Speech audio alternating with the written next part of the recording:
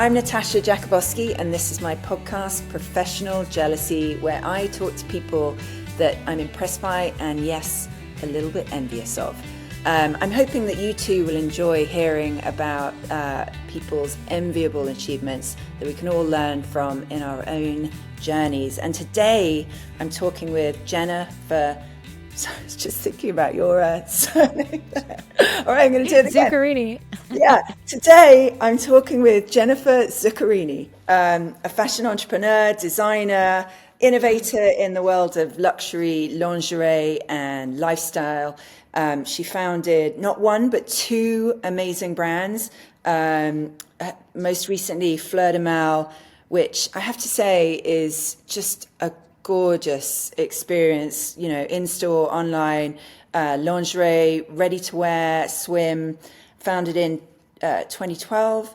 And I think one of the things that we'll really talk about is how she conjures up just a multi-dimensional brand. So you can really feel it in a way that I think is quite impressive. We'll also talk a little bit about her first brand, Kiki de Montparnasse, another amazing lingerie brand. So, hello.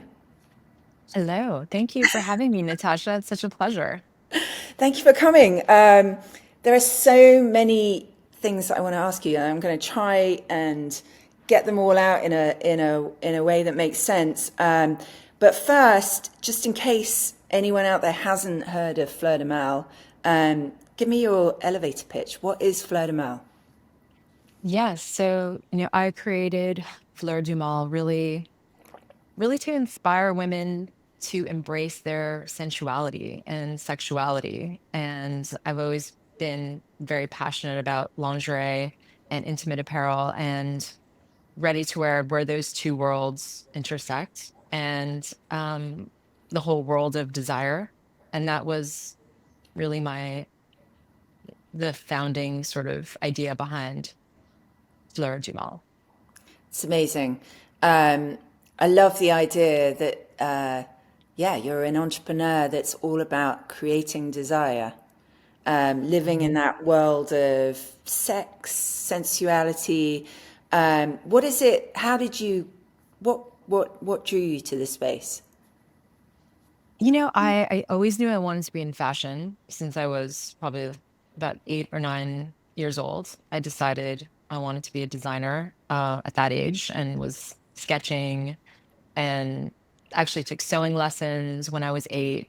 So I was pretty committed to that path. I had watched, I used to read every fashion magazine. I grew up in Toronto, and there were a lot of actually fashion TV shows on at that time, like FTV, fashion television, um, Style with Elsa Clench. I don't know if you remember these shows. Amazing. I used to watch all those, and I was like, I want to be a fashion designer. And I was very, enamored with John Galliano and Jean-Paul Gaultier. It's a pretty And sophisticated 8-year-old. yeah,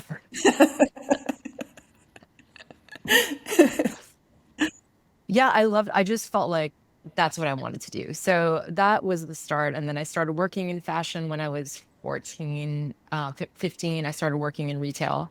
I Wow. wasn't even legal to have a job, but I got a job at a boutique selling really high-end denim in Toronto.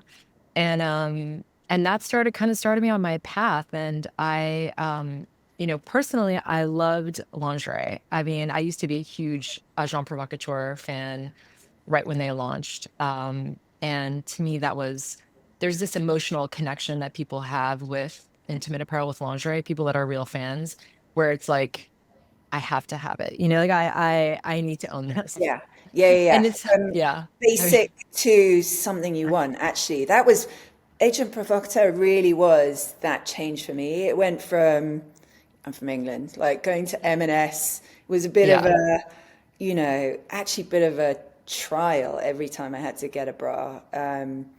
So for me, Agent Provocateur just changed everything. Suddenly, it was craveable. Suddenly it wasn't just utility. It was, it was a whole new world. Yes, that was the brand that really changed everything for me, I would say. When I was probably when I was like 19 or 20, um, I'd say to my friends, like, I need to, I want to spend a lot of money on lingerie. And they were like, why? I'm like, I don't know, I need this. Like, this is, and sometimes, for people that are into that space, it's not even sometimes about wearing it. It's just like you want to own it. It's a Totally. very like almost like collecting things. I mean, I love to wear things, but I do have some pieces in the past that I have never worn that I just like, I almost collect it. So there's something very, there's something there, but I didn't think that that's what I was going to do at all. That was just my personal interest. But I was always inspired by designers and that uh, incorporated a lot of lingerie elements into their designs. So when you think about, Alexander McQueen or Galliano, there's always that like corset reference, intimate apparel, Yeah. fabrics and lace, and that that always drew me in. And when I started going to fashion school and sketching, that my work always brought that in. So it was kind of there, but I never, because my dream was always like, I'm going to be a designer. I'm going to have, a fashion brand and runway shows and that Yeah. whole kind Yeah. of cliche thing of what you think it's going to be. That I didn't really think about underwear and lingerie because that world didn't fit Yeah. with my idea of fashion at that time. Yeah. So that's really why I wanted to bring those things together. So how did Kiki de Montparnasse turn up? Like how did it become a brand? Like you had co-founders. I do remember it's interesting thinking about, I think it was so different and new on the scene. I remember going to the Soho store and it was different from something like an Asian provocateur, partly because it wasn't just lingerie. It was, I feel like Asian provocateur had like maybe a whip. But Mhm. you built a whole, I feel like you were one of the first brands to really explore how to bring in toys and, sex for women in a way that was just so sophisticated and desirable and you know, permissive in a way that I don't think had been done before. How did it No. come about? Yes. So at that time, my partner, my boyfriend at that time, him and I were thinking about starting a brand together. And, he was more on the business and sales and marketing side, and I was on the design side. And we were kind of developing this idea of what this brand would be. And we went to pitch it to a person who's very well known in the industry who ended up being our investor. And he was like, you know what, and this brand we were conceptualizing was very sexy, but it was not necessarily like what Kiki became. He said, I want you to meet somebody who has a similar idea, who wants to do something similar to what you guys are working on. So why don't you guys meet and see if there's something there? And through that meeting, that really kind of became the idea of what Kiki would become, which was everything to enhance your intimate life and creating this luxury experience. And it really resonated with me because, yes, there was nothing like that Yep. really in the US. Yeah. There was no, if you wanted to go buy a vibrator or lubricant or anything, you'd have to like that. You'd have to go to, like the pleasure chest or, Yeah. which there's Some, nothing wrong with that, but it's not like an elevated yeah, experience. yeah, yeah. Some rubbish store on Sixth Avenue. It's Exactly. just a bit dingy. Yeah, yeah. You Yeah. And it's kind of a completely changed joke. the whole approach to it. Yes. So Um, we were like, why don't we create something that could feel like going to Chanel, but you're buying these beautiful things to enhance your intimate life? And yeah, that became really a concept store where it was much more than just lingerie and toys, but it was art and music and yeah, books and everything and events. And, we had a beautiful, beautiful space in Soho that was, I had no idea how this concept was going to be received. I we were like, are people going to be upset? I mean, we're selling sex toys. I mean, I just didn't, and I had a lot of reservations too because my friends were like, do you want to be known as like the sex toy person? Is that is that what you want your like brand to be?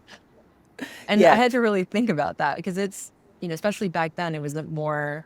now it feels very common and you see it around a lot more, but then it felt like, Yeah, I it don't was know, a do I bit want to more be shocking. defined by that? Yeah. Yeah.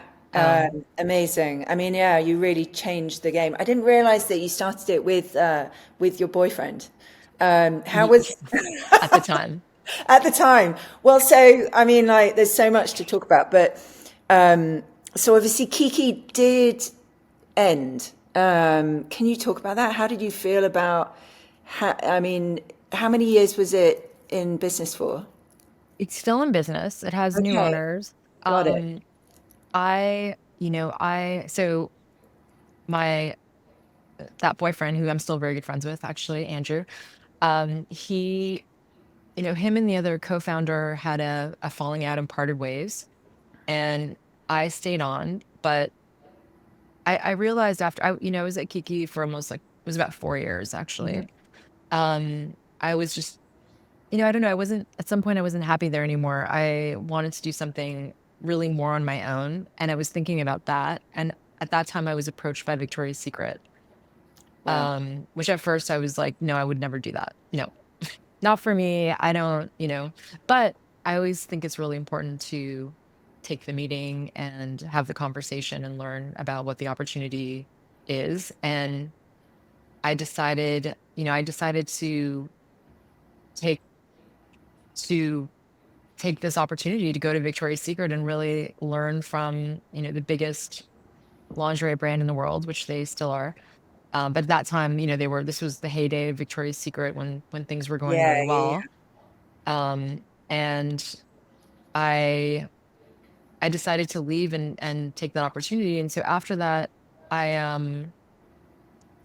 Kiki went through a lot of ups and downs and ended up a couple of years later going into a form of not quite bankruptcy, but a restructure. yeah, And then it was sold and all the stores closed. And yeah, it's a different thing now. I don't, yeah. yeah, yeah. I didn't realize it still operated. How did it feel? You made me, that was your baby. I mean, like, surely it I must have know. felt hard to make the decision to, we're going to talk about Victoria's Secret, but how, I mean, like, it It seems was like a, a massive decision, no? I know it was a hard decision, but I think it's very different from how I feel about my company, Fleur, which is truly something I built on my own. I do have investors, but I built this from scratch Yeah, and I've put everything into this yeah, company. I think with Kiki, it was my life, for my partner at that time and I worked 7 days a week. yeah, I mean, I worked every single day, all the time, nights, like that was my life. yeah, I think it was hard to leave, but at the same time, I knew that I had this bigger vision of something I wanted to create that I truly owned on my own. And yeah, so going this other opportunity that came up with Victoria's Secret, I knew instinctively after meeting with them probably 10 times that this would help get me there. yeah, Because I felt like ultimately I wanted to raise money and create something new. And if I had just done this one thing that was beautiful and luxury, really represented luxury, but hadn't scaled, that people would yeah, not have faith in me that I could scale a business. So going to learning from, $6 billion at that time yeah. company was so valuable, I think, to Amazing. how I would be perceived in the market. Just quickly, any advice for people out there in terms of co-founders, how it sounds like you realized that you didn't want or need them and that you had a vision to create something that was, that Yeah. was more your own. Any advice for people on co-founders or how to protect yourself from, creating something with someone else? I think there's a lot of incredible businesses that have co-founders. So I think when you find the right fit, it's like a marriage. You have to have that yin and yang, that you complement each other, that you don't overlap too much in your strengths. I think can be a really beautiful thing and really accelerate a business if you have the right co-founder. I I wasn't opposed to it, but I didn't have anyone that naturally felt like that was that person for me. Yeah. And, you know, my sister is a very successful entrepreneur, and my father was also an entrepreneur, and he was very against partners because he was really burned by a partnership when he was younger. And so he was very anti that. And my sister was like, just hire the people you need. You know, you don't have to have a co-founder. You don't have to have a partner. Just hire the talent, and, Yeah. you know, you don't have to deal with that. And I think as a woman, sometimes people are like, well, who's your co-founder? You know, like they really want to see that. And I was like, I don't have one, you know, and I don't, not that I don't need one. I don't have one. I could Yeah. have had one, but it just didn't work out that way. So I Yeah. don't think You don't it's need the one. same. You don't necessarily need one. I mean, it's nice to have. It's good to have a partner that, you know, as Yeah. I said, complements your skills, but it's not essential. Yeah. And so I mean, like, I can't even imagine, like, Victoria's Secret really was in its heyday then. Like, what did you learn? It sounds like you were really focused on, I'm going to build my thing. I'm going to get this on my resume. I'm going to learn what I can and go out and do my second brand Mhm. by myself. Yeah. So what did it give you? What did you learn? I learned so much. I mean, I think one, I had never been anywhere corporate. I'd always been in working in startup environments. And you know, I probably thrive um, in that setting. Yeah. But I think, you know, I had never been anywhere like as massive as Victoria's Secret, and worked with such a vast team and people all over the world. And I really learned, you know, how a company like that organizes itself to produce on that scale. Yeah. I learned a lot about the American kind of tastes, you know, like what women in the US are looking for, how that varies from market to market.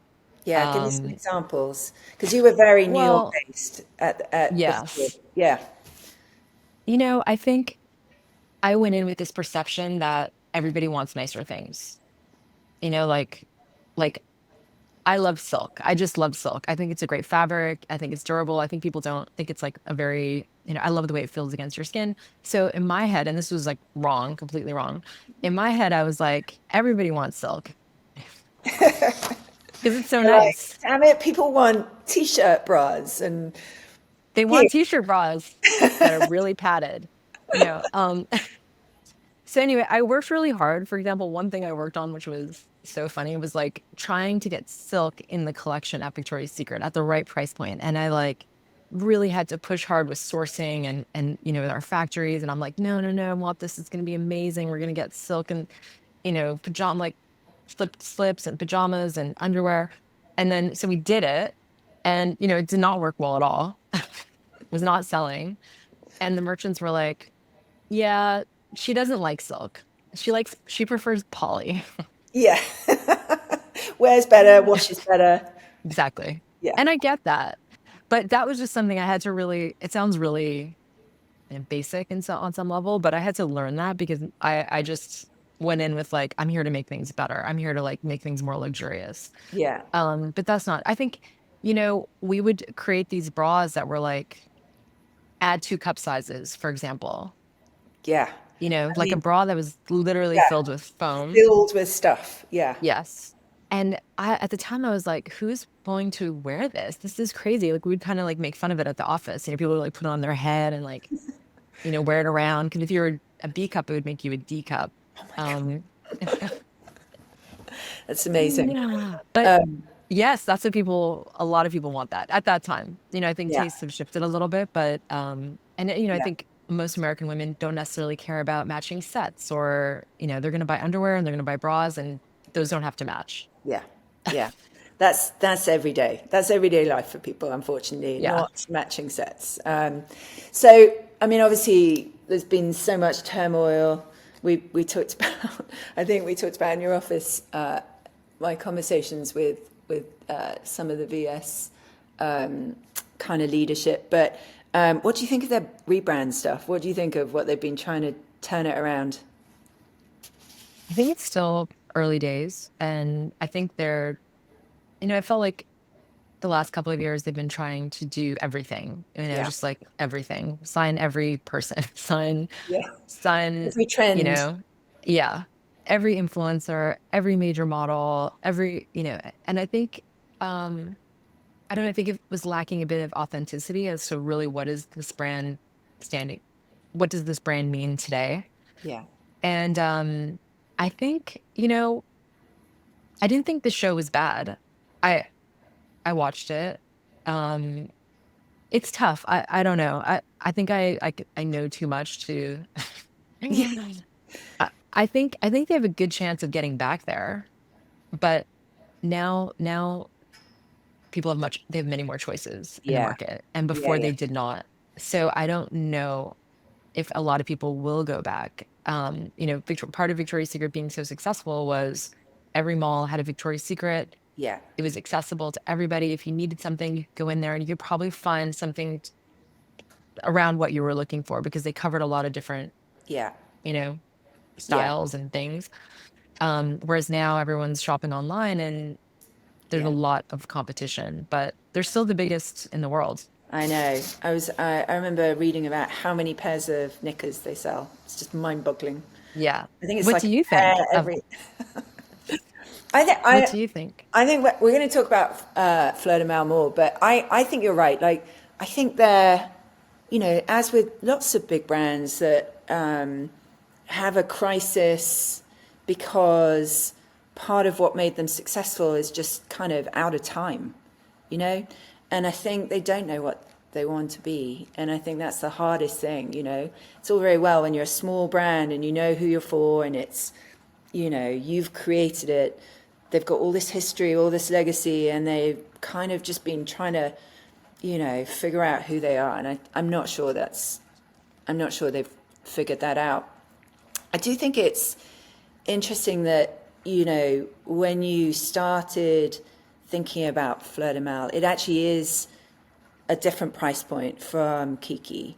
So you kind of talk to me about the kind of evolution of your thinking from Kiki to VS to the creation of this wonderful brand. Yeah, I think being at Victoria's Secret and really learning that and understanding what price points were working at that scale, really more on a mass level. I felt I wanted to create a brand that was focused on direct to consumer and was more in this attainable price point world.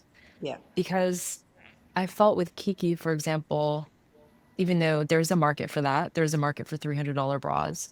Um, and we made everything in New York, and it was very expensive to produce the things that we made there. That I felt that it was challenging to scale, and I like having a younger customer yeah, that can come back and shop with us again and again.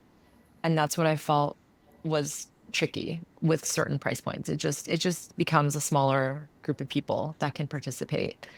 So I wanted Fleur to be a little more like fun, a little more fashion, more accessible, but still feeling like wrapped in that luxury point of view.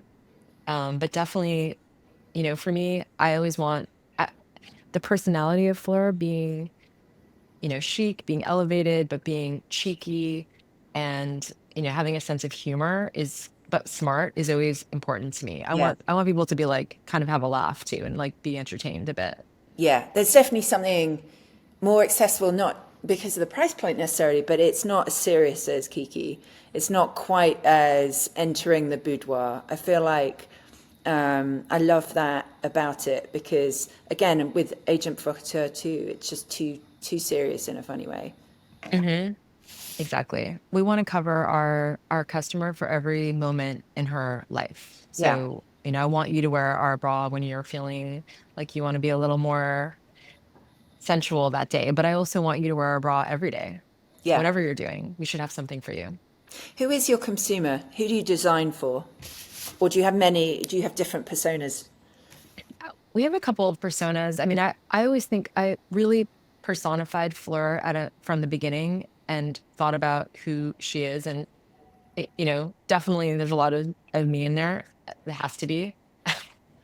So it's an easy filter to put things through. But I really design first. I'm just thinking about this like concept, or I'm thinking about what's inspiring me, what's getting me excited, what's getting the team excited. We're like, oh my God, this embroidery is so fun. Like we have to do something with this. What are we gonna do? How are we gonna or we want to capture something that's going on. We did this whole Italian food thing last summer. Yeah. Yeah. Amazing. So it's like, how do we take, farfalle pasta and make it sexy? And that's to me when I'm having the most fun. And I feel like that comes through in our work and that also resonates with our customers. So I'm thinking about a customer, but it's not necessarily I'm thinking of it more through the lens of the brand Yeah. always and Yeah. hoping that resonates with our customer. All right. So tell me about the creation of the brand. Did you have the concept first? Did you come up with the name first? Like, talk to me about. So in my day job, I help create brands and products. Like, what came first?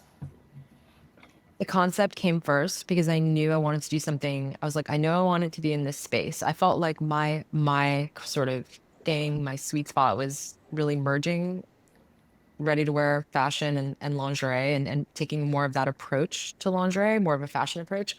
So I knew that I had that. And then thinking about like this world of desire. So that's where I started. And knowing that I wanted it to be online and this different price point, Yeah. a step up from a Victoria's Secret, but not as, expensive as La Perla was at that time, for Mhm. example.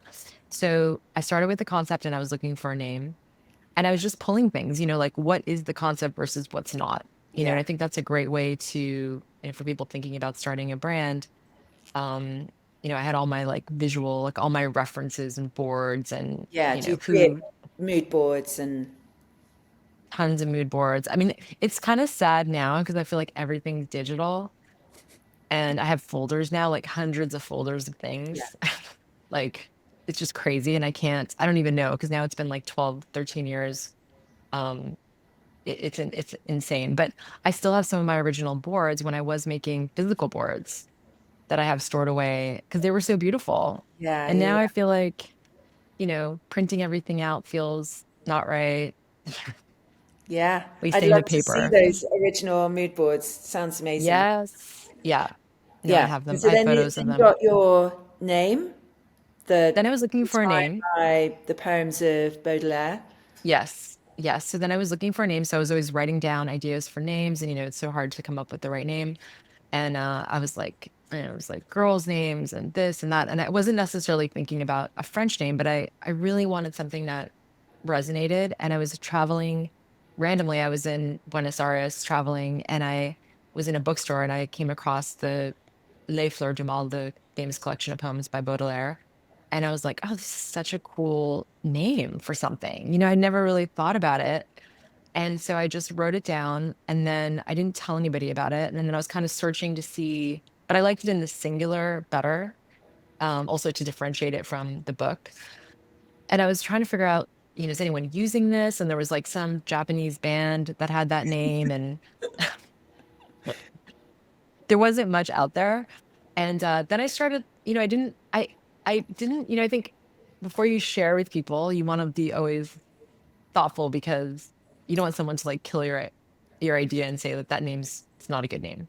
So I started like selectively telling people, and I have some French friends. I was like, "What do you think about this?" And they're like, "Oh, I love it. It's great." Amazing. Then yeah, then a couple of people were like, because sometimes that's the name of the book's translated to "Flowers of Evil," so evil sounds like, but I Yeah. don't really think of mal as necessarily meaning evil per se. I would think about it more as like bad flower. And I like the duality of the name. Um, and I think Baudelaire was this tortured poet and writer who, spent all of his money on opium and clothing and women and was this dandy. Yeah. And I like the story and I just, the whole thing felt right to me. Yeah. I love that. I was looking at your logo and it has that duality. It has not just the flower, but the thorns. within Yes, the F is thorns, is made up of thorns.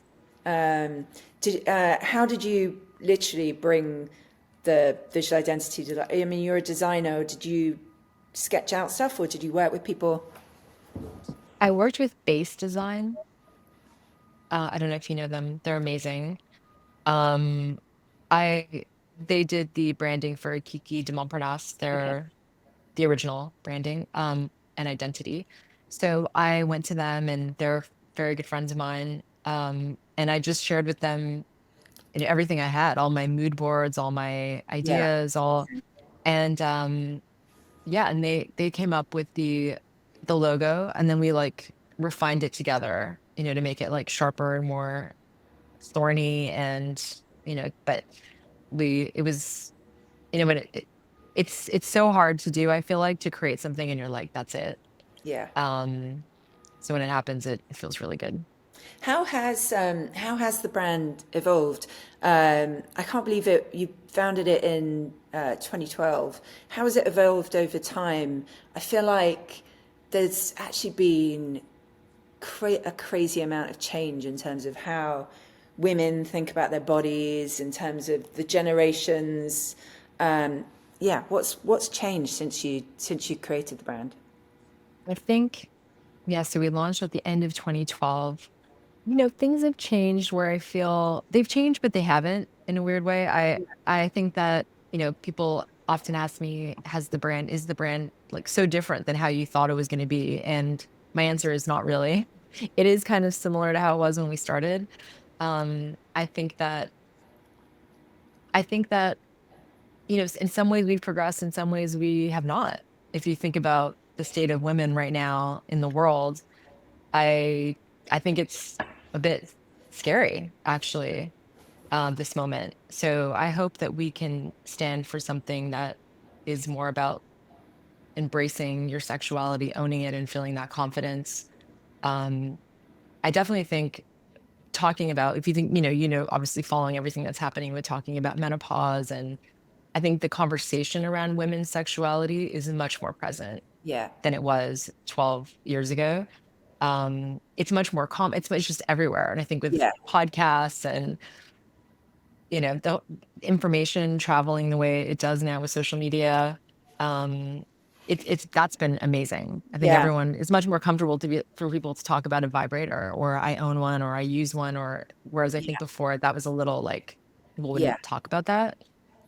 But what about bodies? I mean, like, I do feel, whether it's, I mean, I said to you that I just assumed that Fleur du Mal wouldn't have my size because I feel like no one had my size apart from, few not very, not very aspirational brands. So, but like, I feel like that's been a big change. Like, people have realized Hmm. that there are different, more size inclusivity. I look at some of my daughter's friends. I'm like, wow, I definitely wouldn't have worn some of those things when I was younger. Like showing, not thinking about showing bellies and etc. Like, Hmm. do you see that, or you think the brand kind of is a kind of, stays the course and culture changes around you? No, I think we're always shifting with culture. And I think that the intimate apparel industry was really early on embracing body diversity and size inclusivity. Um, we expanded our cup sizing in 2018, where now we go up to 40G in some styles. Yeah, And I think, a lot of people don't do it because it's a really big investment. Some of our bras, we have 35 sizes of one style, even more. And so when you think about producing that, first, it's very hard to produce bras, right? To yeah, production for intimate apparel, it's very technical, it's expensive. So, but I get why smaller brands don't do it. I couldn't, I had to get to a certain place where we could afford to actually build out that part of the collection. And it was important for me because people always ask for it. And, everyone was like, why, I can't find a sexy bra that fits larger cup sizes. And there was such a desire for it that we really wanted to capture that. And, at Victoria's Secret, they really, now I don't know how, I'm sure they've expanded sizing, but when I worked there, they really rarely went above a D or a double D. Yeah. And Which, it was a conscious choice because of the yeah, production issues around it. yeah, the cost. I mean, which blows my mind, like the size of America. I feel like, I mean, I'm not that size. Like, if I'm not that size, then surely half the country is not that size. There's a lot of Yeah. women out there wearing the wrong size bra. Oh, Definitely. yes, a lot. Oh, so many. I mean, I see it all the time. It's hard for me not. I just went to my friend did a clothing swap, and I went and I saw like all these women were changing, and it took everything for me not to go up to somebody and say like, "That's not your right bra size." Like, can I? And I didn't want to. I was like, "Oh, it's amazing to me though. I really see it a lot." Yeah, I'm sure. I mean, yeah, I'm sure it's because it's your world. You're like, see all these amazing women just doing something fundamental wrong. It's so funny. Yeah. Yeah, I must admit, it's also one of those categories that's so emotional. Like, I can't think of a single category where, other than lingerie, that I've literally cried in a fitting room. I mean, like, Why? Why did you cry? well, it just, I don't know, it just brings up stuff. Like, I have, a larger cup size, and, just finding something that fits, and then it's Hmm. so depressing when it doesn't, and there are bits coming out everywhere. Like, it's just one of those emotional, like, is that one of the reasons you like it, or you're passionate about it? Like, I feel like there's just so much emotion, and there's good emotions, like feeling like you've got a spring in your step. When you've got that Hmm. amazing new underwear on, no one knows, but you just walk differently. But like, Oh yeah, are you that's attracted to 100% it. how do you feel about like the emotions in the category? That's what that's everything I love about it. That's why I do it. I think, as I said earlier, I think, it is such an emotional category. It's like beauty in that way too, that it can really, it's something that a lot of people purchase for themselves to make themselves feel better, even if no one else sees what you're wearing. It has that transformative power. And yes, that too. It's like if you're not wearing the right undergarments, sometimes everything you put on top is not going to look as good. Totally. So there's so many layers of benefits from just you feeling better because you're wearing this pretty beautiful thing and you Yeah. looking better. Putting that extra effort in, it's like anything. It's like when you take that extra time to blow out your hair or do your makeup a certain way and you're just like, oh, I feel good. I'm Yeah. ready to Yeah. get out Yeah. there. So that's what I really draws me to this world the most. And, I have a friend of mine, she said, I don't know. She's like, I put Fleur on and I feel that there's like magic in the clothing that's making me feel like sexier and better. Yeah. And I was like, oh, I love that. I love that feeling that I somehow, succeeded. yeah, I had never thought about it that way. And I'm not saying, but there's something about like, could the energy that we put into it actually like live within the clothing that people are wearing and they feel that? Yeah, I Yeah, love maybe. that. Yeah, definitely. What about how have you grown? You talked about not necessarily scaling Kiki. How do you market? How have you scaled? So you've been DTC. You have a couple of in-person locations, but I love some of the kind of collaborations, and you seem to have amazing, famous people. Is that just happening, or tell me about how you've kind of scaled and marketed? I think, I think we've always been very much oriented as an e-commerce company. And so I think, we're pretty invested in, as a lot of brands are, in performance marketing.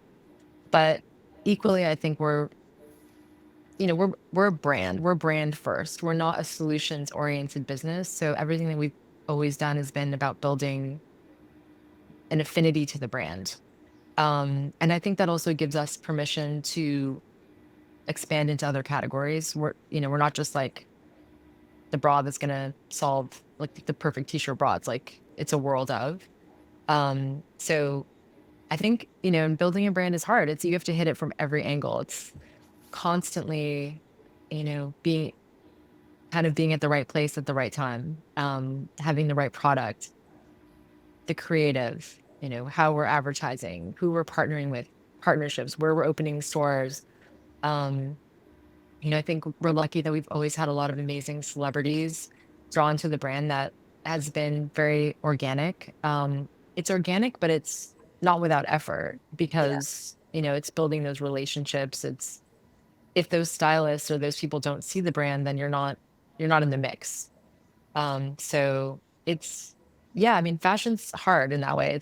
It never stops. It just it's a new collection all the time. 5 times a year we have new pretty much every week we launch new products. wow. So I think it's constantly thinking about how you cut through all that noise and show something that people even remember that resonates with them. Yeah, no, insane. Um, God, I'm already running out of time. I've got so many questions. What do you do? Do you have any practices or, what do you do to stay sane? Yeah, I do. During the pandemic, I really got into some healthy habits that I pretty much maintained that really helped me start my day. For me, the morning is my sacred time where I need to get myself centered for the day. So I love getting a good night's sleep. Love sleep, number one. I will sacrifice it for a fun night out, but other than that, I want to get like 7 or 8 hours sleep. Um, Usually what I do is I wake up. I love to do meditation. I'll meditate for 10 minutes, 10, 15 minutes. I'll do red light therapy while I meditate.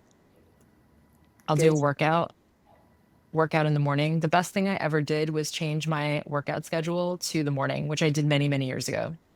When I was What younger, I used sort to work of, out at night, yeah. What and sort that of was workouts? I do a lot of Pilates, like reformer Pilates, like SLT and all of those that type of thing. I just started doing boxing now and then. So I have a group of friends that do boxing once a week. So occasionally I do that. I'll do berries now and then because I like to do more weights as well.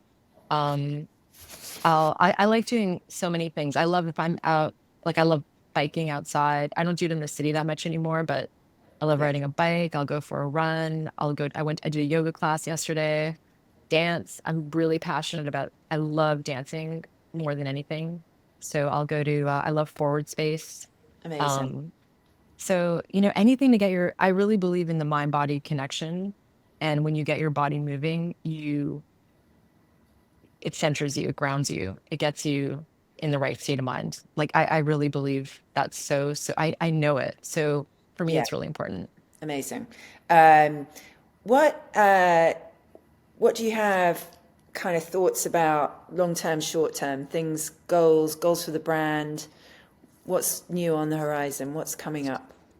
We're opening more stores. So I just signed a lease to open in Williamsburg. So Brooklyn store. We're looking, hopefully this year we'll open 3 or 4 new stores, but with a plan to open even more over the next few years. So I think physical retail, continuing to scale our online business, international, I think is a really exciting opportunity. We have a great following internationally that we haven't really tapped into. So there's a lot I'm planning with that. I really just want to see the full potential of what Fleur can be in the world. Yeah, Continue growing it as a global brand that amazing. I want everybody to know about. Amazing. All right, last few questions, quick fire. Yeah, let's see. All right, best career advice, worst career advice you've ever had? Oh, worst career advice. I've never thought about that. Best career advice. I think it's something that we've heard before, but it really always rings true for me. It's that resilience that even if you feel like you're not going to make it, you have to pick yourself up and just keep going and at all costs. If you really believe in something, no matter what happens, you have to be able to weather that storm and not let it break you. And that's something, when I had a really rough patch with Fleur, maybe a year or two after we launched, and I almost ran out of money, I thought I was going to close the business. Like I had a moment, and thank God I didn't do that.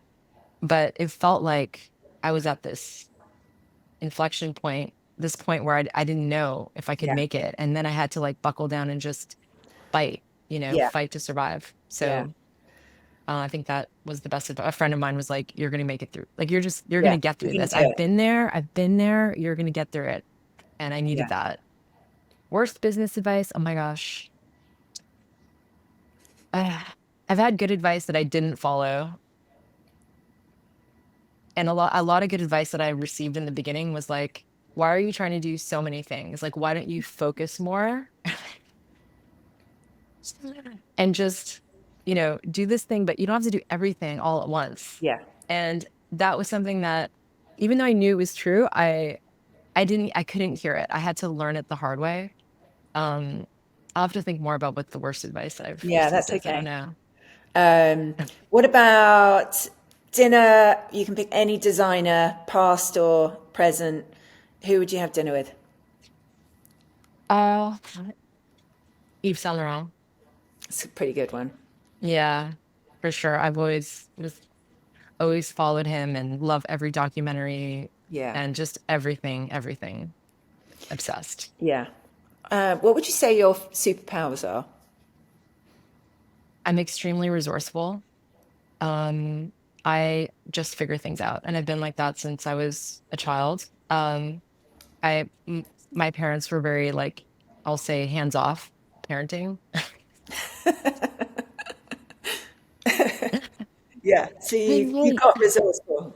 I What got was resourceful. you mentioned that your dad was entrepreneurial, your sister. Was there something that they did? How do you get entrepreneurial kids asking for a friend? Yeah, well, my father, he imported the first espresso machine to Canada in 1954 Whoa. and really helped to build coffee That Italian culture. connection. Yes, my father is Italian from Italy and he brought the first espresso machine to open a restaurant, but then he ended up in the future importing and distributing restaurant equipment, mostly espresso machines. But he really was like educating people about espresso and cappuccino. Like when I was little, I had to work in trade shows and people would be like, what is that you're making? And I would say, "Oh, it's a cappuccino." And they'd say, "What is that?" Did you drink a hell of a lot of coffee when you were a Oh child? my God, I did. We used to make espresso granita in my father's office, which is like a slushy kind of made just pure espresso and sugar. And I just used to like just pop those all day. I know.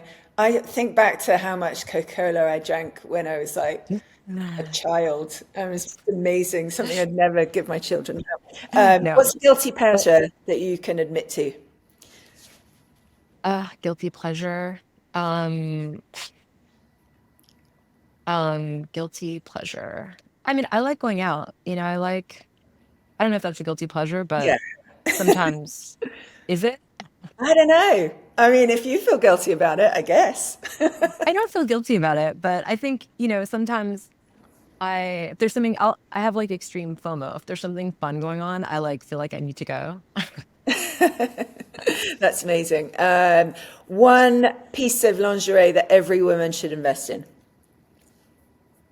I think a beautiful black lace bra should be in everyone's repertoire because I know you all have t-shirt bras covered already. So, I think having something that showing, like I think we're obsessed with this idea that everything has to disappear and be seamless all the time. And I don't know where that came from. But I think it's sometimes nice to incorporate the texture of lace or the color of black through a white t-shirt.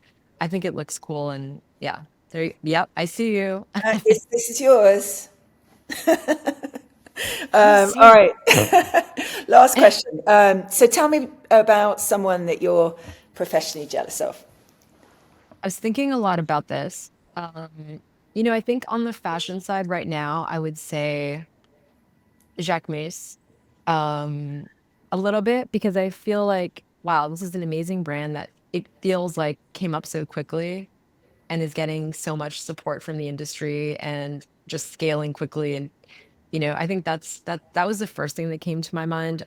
Um, Obviously like Skims on some level because again, like the volume of that, how that big that business is, it's staggering and I'm a bit envious of it. Um, those were two. And then I also have this like fantasy of creating something that would just be one product like Liquid Death. Like I'm like, "Ah, Liquid Death, those Yeah, bastards." genius. I know, genius. I'm looking forward to seeing what other products Fleur du Mal can go into. There's so Yeah. many. I mean, I know you need to focus, but yeah, Well, we just launched a toy, so that was new. We just launched that last month. great. Yeah, that's good. Well, Jennifer, thank you so much. Thank you. Can't believe all my questions that I didn't get to ask, but this has been fantastic. Thank you so much for coming on.